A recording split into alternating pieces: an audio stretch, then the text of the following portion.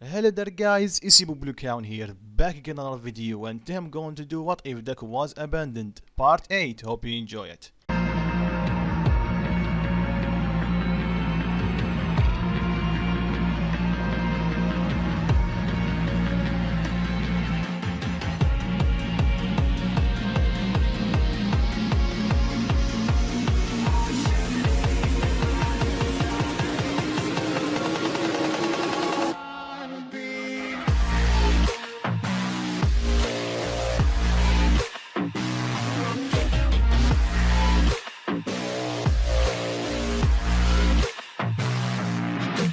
So before we start this part, I have to address some things. One of them is you guys comparing Bakugou to Vegeta. And while I agree with you, they are almost the same in personality, but unlike Vegeta, Bakugou doesn't have a reason to be like that. Remember, Vegeta grew up in a society that if you're weak, you're basically useless or dead. Plus we have all the pride thing with his dad and Frieza and everything, so of course he will turn out like that. Bakugou, on the other hand, he's a straight out bully. He's a narcissist and an egotistic bastard. He let the praise that he got when he was a kid go through his head, and he started thinking that he's the strongest. He is strength. No one will be as great as him, well, except All Might. And the reason he started cheating is because he started seeing that Deku is improving faster than him, plus he's no longer the top dog in UA. Unlike middle school, you have to put a lot of work to stay on top, or reach the top. So yeah, like most people, at first I hated his gut, but after the fight with Deku, I started liking him a bit. But this is me, you can't disagree with it. Anyway, the second point I need to discuss is how Bakugou got one for all, because some of you guys are asking in the comments. Well, in part 3, I did say that what happened with Sludge Villain still happened. So I did change the timeline a bit in this story. So Deku met All Might before he met the Sludge Villain. So All Might lost his power before he can catch the Sludge Villain. So the Sludge Villain was running loose until he encountered Bakugou and his lackeys. So he tried to take Bakugou's body and tried to escape the city. But Bakugou, being Bakugou, he's too stubborn to die or giving up. He started using his cloak to get free, and these mass explosions were more than enough to attract All Might's attention. And when All Might arrived at the fight, he started putting himself down by saying how weak he is, until he saw the look on Bakugou's face. Not only he saw rage, but he also saw determination in Bakugou's eyes, and that was more than enough to give him his second wind. So he powered up, saved Bakugou. After that he followed him and tell him his secret and proposed to him to be the next user of One for All. And Bakugou of course will take it. It's All Might, he's giving him his quirk, basically a golden ticket to become number 1, the strongest person on earth, even stronger than him. After that, Bakugou spent the rest of the year training with him, because I would say that Bakugou is more built than Deku, but to stay on the safe side, All Might decided to train him up a bit. But remember, All Might is a lousy teacher, so like the anime with Deku, Bakugou doesn't have full cowling. But like you guys saw already, he knows how to control the percentage. I will give Bakugou some credit, he's a fighting genius. So I think that's it for this explanation. So a small recap is needed because last part was a week ago. But if you somehow missed that part, click on I button right here. So last part we covered what happened after Aizawa's test and Deku meeting Mirio and Big Tree. And after Mirio heard about Deku training with Ryuko, he challenged him for a friendly match. And it ended with Deku giving up, but both of them grow respect to each other. Then we have the heroes vs villain test or training, and the fight stayed same, so Deku ended up fighting Bakugou, and even with Bakugou having One for All, Deku still have way more experience using his power, plus he have the number 9 hero Ryuko as his master or mentor. At this point of the story, Ryuko is number 9 hero. After All Might retires, she becomes the number 10. So it's the next day. Everyone is waiting in the class until Aizawa barge in and tell them that they are going to the USJ, so get moving. And also put on your hero costume. So they did, and in the way they start talking. Then Kirishima start talking about his quirk and how it's simple it is. His skin just become hard. Then Deku tell him that's a good thing. You acknowledge that you have weaknesses. And trust me, not a lot of people have the guts to say that. Plus it gives you a clear view of what should you work on to improve. Kirishima thanks Deku for the compliment and tell him that he's trying to become like Crimson Riot. Deku replies simply by telling him good luck. Then they arrive at the USJ, they meet 13, and she tells them about the USJ and what it means. So they entered the USJ and Deku immediately starts sensing that something is off. Then suddenly the light went off. Everyone is wondering what's going on. Then Kirishima points at something in the middle of the USJ. Everyone look at it and it's Kurogiri's portal. Then Shigaraki step out of it, following him the Numu and Kurogiri. Then a bunch of villains. Kirishima asks, what's that? What's going on? Is this part of the test? Deku tell him no, those are real villains. We should leave right now. Aizawa tell him good plan, everyone out, I will keep them at bay. I will buy your kids some time and you call for help. Deku tell him, Can you handle them? There's quite a lot of them. Aizawa smiled and tell Deku, who do you think you're talking to, kid? Then he jumps to fight them. So here's the thing, Deku did hear about Aizawa, but Aizawa doesn't like media, so the information that Deku got is really limited. So when he saw him fight, Deku realized that Aizawa is good. For a base human without any ki like Deku, he's pretty strong and fast. Plus his technique with his scarf is nothing to sneeze at. Then 13 tell them to start moving, but they were stopped by Kurogiri telling them where they think they are going. So 13 used her quirk to try to stop him. But like the anime, Kurogiri opened up a portal behind her, hitting her with her own quirk. But in the middle of his counter-attack, Deku kicked him in his weak spot, slamming him against the ground. Kurogiri quickly opened up a portal to run away, but before he can fully close the gate, Deku fired a ki blast through the gate, hitting him and Shigaraki somewhat. This was a quick attack, so it was not as strong as Deku wanted. So Deku stand up and start analyzing the situation at hand. He quickly formed a plan. He tell Ida to start running and get some help. Ida tried to interject and tell him that Deku is faster than him. Deku give him a glare and tell him, now. Ida gulp and tell him, yeah,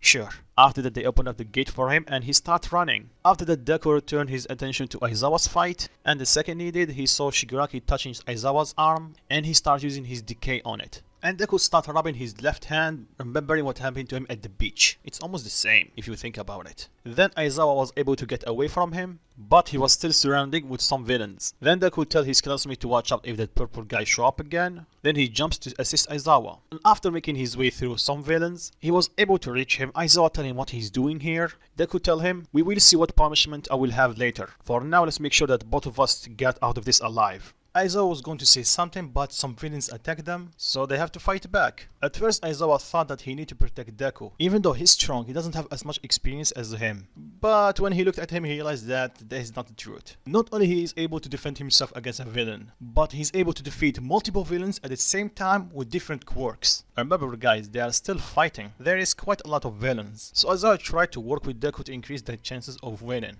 But unbeknownst to him, Deku is doing the same. Like I said earlier, Deku still have a bit of information about Aizawa. And because they are fighting weak villains, Deku is able to get a read on Aizawa's movement, so Deku is able to predict his movement. Somewhat. So the teamwork is improving pretty quickly. And Shigaraki realized that is a problem. So he tells Kurogiri, who's that kid with the green hair? And how does he have this much power?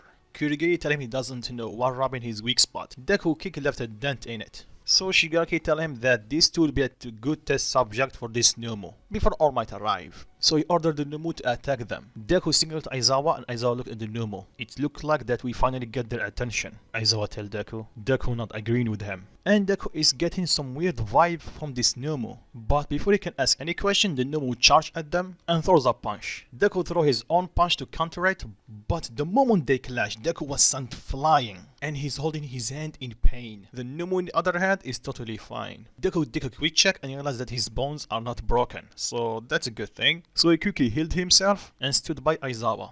Deku tell him cancel his quirk, let me have another go. Aizawa seeing no other options, he agreed and used his quirk on the Numu. This time Deku power up and charge at the Numu. And when they clashed, they got the same result. With Deku getting blown away and the Numu, well you know what, he just stood there like it was nothing. So Deku and Aizawa both realized that the Numu is strong without a quirk. And that's a problem. Shigaraki on the other hand, he started laughing maniacally, and he started telling them that this Numu was created to kill All Might. While Shigaraki is going on his monologue, Deku started understanding what he's feeling for the Numu. He feel nothing, he's almost like he's not human. Plus it seems that it only takes orders from Shigaraki, it doesn't have a will of his own. Then Deku power up and throw a ki blast toward the Numu. Shigaraki tell him that's useless and this weak attack will do nothing to the Numu. But Deku was not aiming to harm the Numu, he just wanted to blind him for a few seconds. Then he went straight to Shigaraki. Kurogiri tried to protect Shigaraki, but Aizawa cancelled his quirk, and Deku have a clean shot on Shigaraki. He pulled his hand back and throws a punch. Deku is aiming to immobilize Shigaraki with it, so he doesn't hold back. He throws a punch, it connects and it forms a small shockwave. But when Deku looked up, he saw the Numu standing in front of him. Deku was, what the? He was behind me. How fast is this thing? Then Shigaraki remarked that Deku's power resembles All Might. Deku got visibly upset and told Shigaraki to not compare me to that bastard. I am nothing like him. Deku opened his hand and fired a point-blank dragon cannon at the Numu. By the way, the Point Dragon Cannon is the name of the attack I choose. You guys always pick dragon this, dragon that, so it's not my fault. Don't say I have a problem with dragons. You guys choose the name. And yes, I get it, it's because of Ryuko and everything. So let's go with it, shall we? Plus, I kind of like it. Anyway, let's return to the what if. So once smoke starts dissipating a bit, it's revealed that the Numu is not phased at all. Although he have a burn mark on his chest, but that quickly healed. But the other hand, the trio, Kurogiri, Shigaraki and Aizawa are shocked about Deku's response. It seems that Deku have a problem with All Might. It's almost like he hates him. Deku on the other hand doesn't have much time to think. The Numu immediately pulls his hand back and throws a punch. Deku jumps back to avoid it, but the Numu is faster than him, so it will definitely hit him. Luckily, Aizawa reacted quickly enough to grab Deku with his scarf and pulls him away in the last second. And Aizawa was forced to use his already damaged arm. So when Deku looked at him to thank him or something like that, he saw him holding his hand in pain. And that actually got to Deku. He doesn't like to hurt people that he deems that are good people, like I said in the previous parts. And Aizawa, even though harsh, he still fell in that category in Deku's eyes. So for the first time for Aizawa, Deku somewhat dropped the tough guy act and asked him is he okay. And that of course threw Aizawa off guard, but he quickly got his composure back and tell him, yeah, don't worry about it, kid. Anyway, don't lose focus again. That thing is a monster.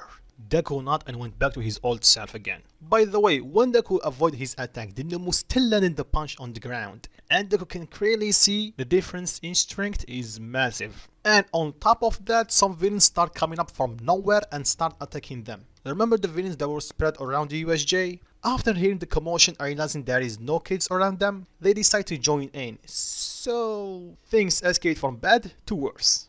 Don't get me wrong, Deku and Aizawa can easily wipe the floor with all of them at once. But the Numu is a really massive obstacle, to say the least. But that was quickly changed with Todoroki joining the fight. And here's the thing, only Todoroki joined. And the reason why, in the anime we did see him that he can fight on his own, or he have the drive to fight. Unlike the other students, they're still a bit afraid. And the reason Bakugou is not here, it's I don't want him to join. What, you have a problem with that? It's my story. Plus, I want him to see with anger seeing Deku's fight. Plus, I can see him actually in shock when he saw Deku fighting multiple villains at the same time without any problem. And him start wondering, this is actually Deku or not? How did he get this killed? His power, he's already got a taste of it yesterday. Anyway, let's return to the story. Todoroki immediately froze most of the villains and the Numu, but Shigaraki and Kurogiri were able to avoid it. Unlike the anime, the Numu was stuck in his place. Deku and Aizawa looked at Todoroki and Aizawa was going to say something, but this kid just saved them, so he kept his mouth shut. For now.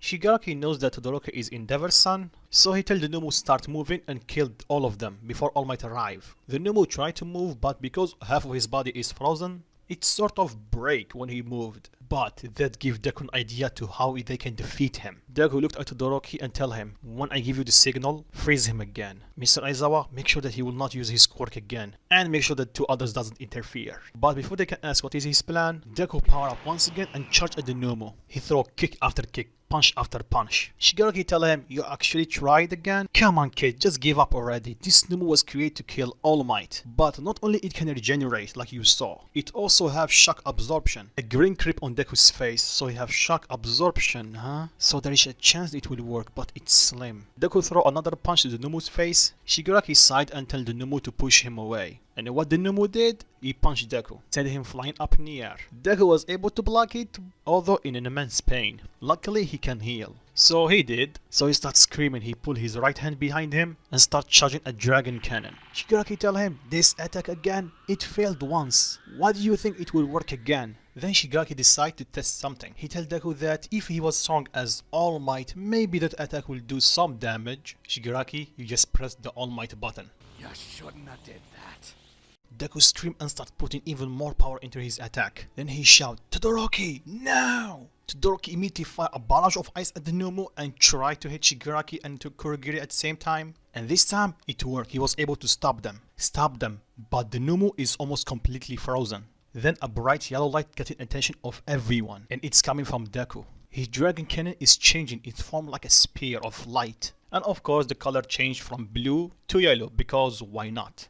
But something interesting happened at the same time. Deku's aura changed once again, from just normal blue or pure blue, like I called it, to a more darker blue.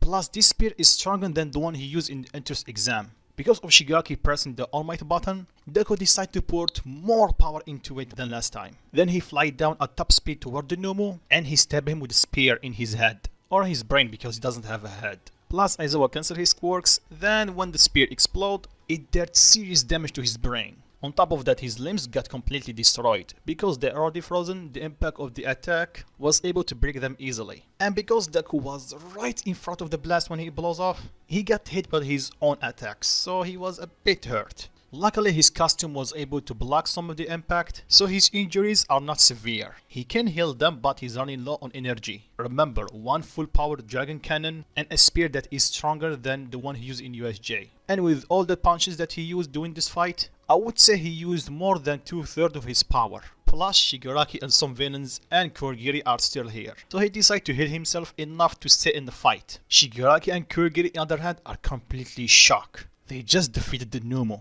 This thing was supposed to kill All Might, and two kids and Eraserhead were able to take it out. Shigaraki got pissed and told them that I'm going to kill all of you with my own hands. Then a loud crash was heard. All Might just entered the USJ. He started walking slowly for some reason. Everyone was happy to see him, and he told them I am here, so don't worry. There is a say in my country. It's a rough translation, but it say, when the battle is done, the cannons arrive. And that's what's happened right now. After Aizawa, Todoroki and Deku take out most of the villains, and the Numu All Might arrive. Kurogiri tells Shigaraki you have to go right now. This battle is lost. Shigaraki got enraged when he saw All Might. Then he looked at Deku and he's slightly pissed when he saw him. So he tell himself, don't tell me this kid is just like me. Then Kurogiri opened up a portal and both of them were taken away. And they escaped in nick of time. The second the gate closed, All Might appeared in front of them. All Might tell them, damn, they escape. Then he looked at the villains and told them, if you give up right now, I'll make sure that none of you will get hurt.